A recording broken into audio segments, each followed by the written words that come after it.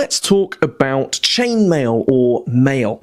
Now, maille is an armour which I think often gets the short end of the stick when it comes to armour. It's often presented as being a very easily exploitable armour, of being used in weak spots, of spears and arrows being able to punch through it, and often just sort of presented as a not very protective armour, not very good at blunt force impact absorption, sort of a bare bones level of armour. And I think that this is, one, quite an unfair lens, an untrue lens, and also a bit of a bias lens. And what do I mean by bias lens? Bias in the sense that people are often speaking on this from a 15th century sort of golden age of armament stance. And this is true for many eras of military armaments, many of my ancient Greek videos, which, yes, I know, I also have a Viking era impression. A little bit weird to not see me in the hoplite stuff. So that distorts our perception of other periods of warfare.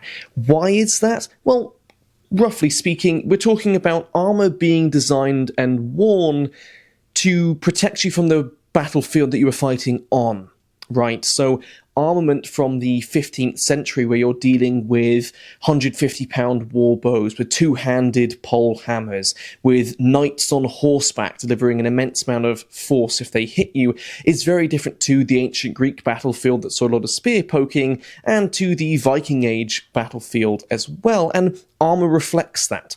So taking an era of armament, which is sort of the peak of armament with the peak of weaponry coming up against it, and projecting that back on other periods of armament isn't a particularly fair stance, in my most humble opinion. So let's start with maille. Maille is an armour that has been used, and is actually still used today by scuba divers, for over 1,000 years of use. So it originated supposedly around the 300 BC mark, give or take. It was the main armour used by the Romans. It was the main armour used by the Gauls, the main armour used by the early medieval period, the Viking Age, even the Knights of the Crusades. Maille was predominantly the main form of armour used into, I want to say, the mid to late 1300s. Then we start to see more rigid forms of armour come in. But otherwise, maille is the main form of armour that we see, and it was used again for over 1,000 years. So this stuff was evidently effective,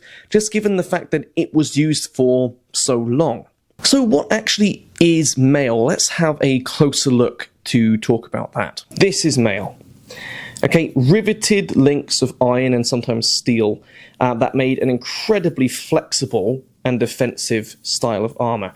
This is proper riveted maille. I think this is 3-in-1 on 4-in-1. You see different variations and different evolutions of maille throughout different periods.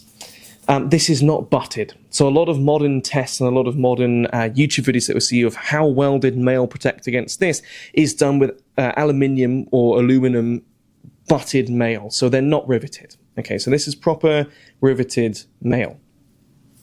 That is what I'm wearing. That's what you see being used in the medieval period. It is offers far more protection than modern, basically costume butted maille. Maille often is presented as being an armour which offers very good slashing protection. Okay, this is a very sharp Dane axe. Very true. You're not going to slice through maille.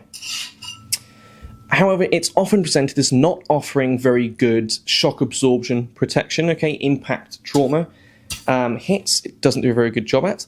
Now, interestingly enough, in the Viking Age and before, we don't really see padding worn under maille. We see, decently thick woolen garments. We don't really see gambeson until later.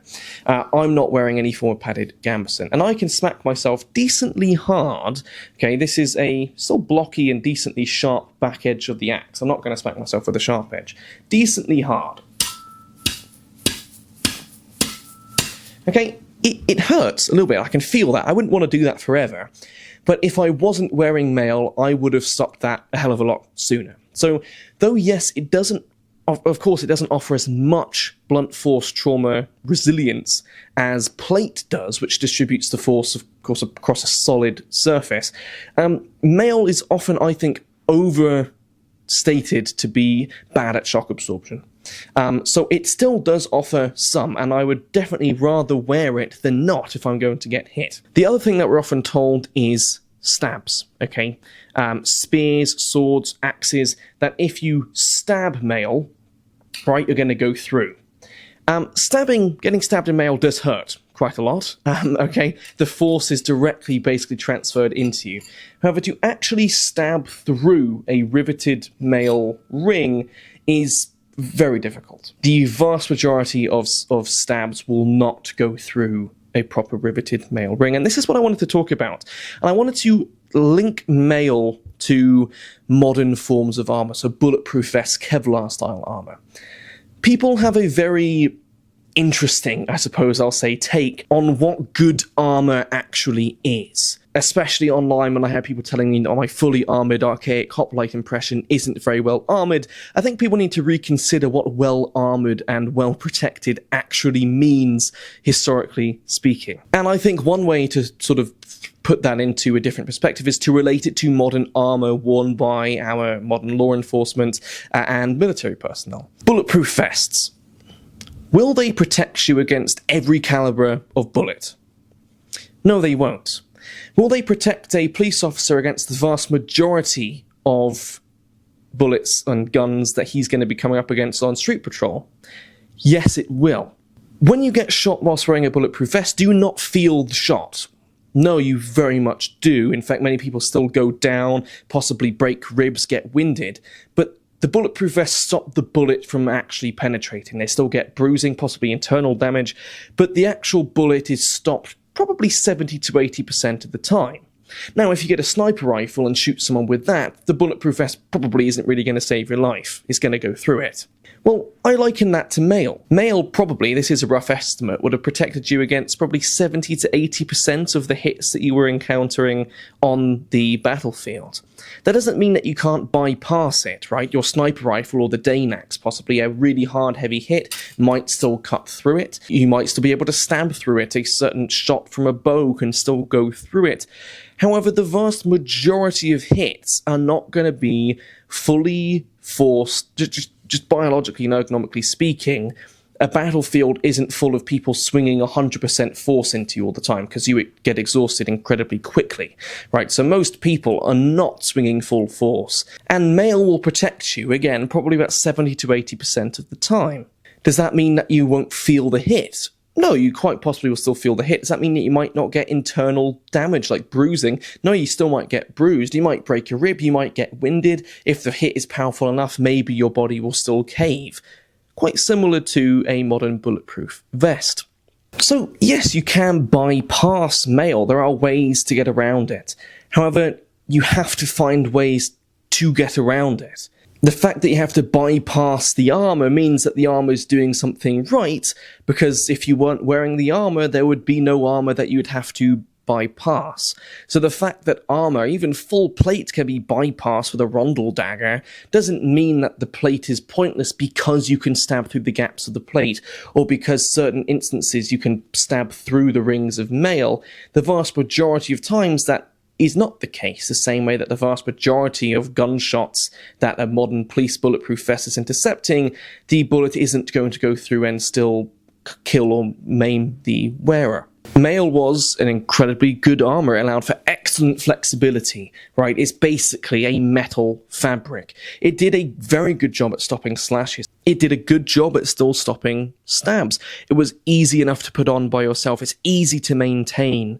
It was an incredibly effective armor that was used for, again, over 1,000 years. But no armor is perfect. But I think that maille often gets the short end of the stick when it comes to armor, far more than it deserves.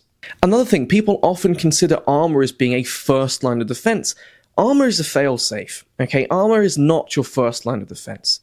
Broadly speaking, your first line of defense is not getting hit, right? Dodging or like stepping out of the way of the weapon, the opponent not hitting you. Your second line of defense is interception. So maybe that's with a shield, it's intercepting the hit, or with your own weapon, intercepting the hit. Your third line of defense is armor. It's if the opponent manages to get past your defensive structure, your stance, your maneuverability, and still hits you. That's what armor is supposed to protect you from.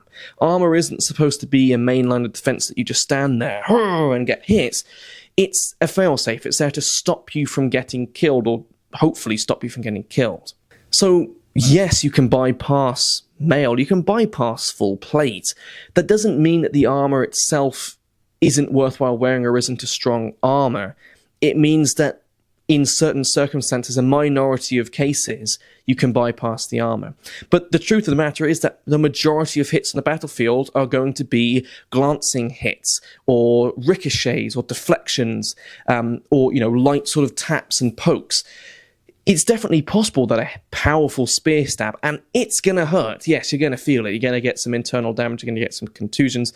But it's possible, that you can stab through maille. It's possible that a very heavy hitting Dane axe that sometimes in art is depicted as cleaving a man nave to neck and through his horse as well, which is likely impossible and a bit of an artistic take there. But evidently this was a very effective weapon and a very feared weapon. But those were your sniper rifles, right, of the battlefield. They were your heavy hitting weapons, or heavy hitting hits that, 70% of the time, 80% of the time, maille isn't going to be protecting you from. Is maille perfect? No, absolutely not. However, was maille good? I think that is very safe to say yes. It's a very intelligent armor, and again, it was used for a really, really long period of time, multi-generationally, all across the world, right? Different continents were using maille. So just from that fact, it was obviously a very good armor. And stay tuned for a future video, as we will be testing maille with a variety of Viking Age weapons to see what it does. So what do you think? Do you agree with my points about maille? Do you disagree? I'm curious to hear your thoughts, so let me know down below.